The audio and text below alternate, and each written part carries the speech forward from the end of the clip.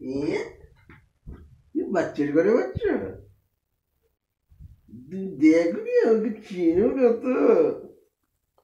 আমি তোমার আশিকি আশিকি 3 না 2 তুমি তুমি আমাদের বাবু বাবুর ঘরে বাবু আমাদের বাবুর ঘরে বাবু হু বলে